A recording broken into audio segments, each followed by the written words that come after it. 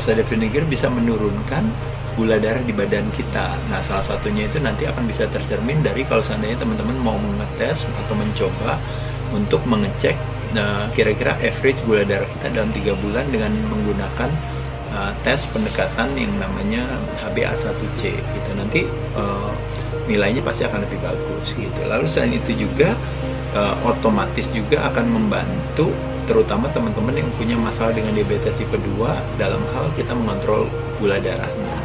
Lalu selain itu juga kalau kita berbicara salah satu molekul daripada yang namanya lemak itu adalah trigliserida, itu juga akan terbantu juga dengan apple cider vinegar. Ini klaim-klaimnya banyak, termasuk juga menurunkan tekanan darah, termasuk juga mungkin kalau teman-teman tahu adalah kemampuan daripada badan untuk mencerna yang namanya protein dan mineral. Nah, ada beberapa catatan yang saya tulis di sini, yaitu adalah kenapa sih mekanismenya si apple cider vinegar itu bisa banyak manfaatnya gitu. Nah, salah satunya adalah ternyata dengan mengkonsumsikan apple cider vinegar ya teman-teman, ternyata bisa, kalau kita berbicara badan merilis hormon kenyang gitu, itu menjadi lebih tinggi, jadi lebih optimal. Selain itu yang kedua juga, nah ini kalau kita berbicara liver kita untuk memproduksi gula itu jadi berkurang gitu ya, itu terminologinya tuh kalau istilahnya produksi daripada yang namanya hepatic glucose itu juga akan kurang.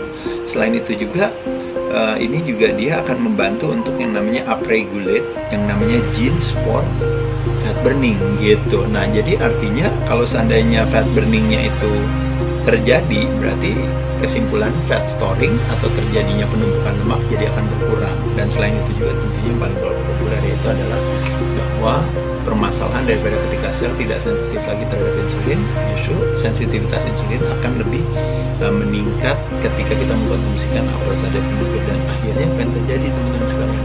Akhirnya proses pembakaran lemak itu akan lebih optimal.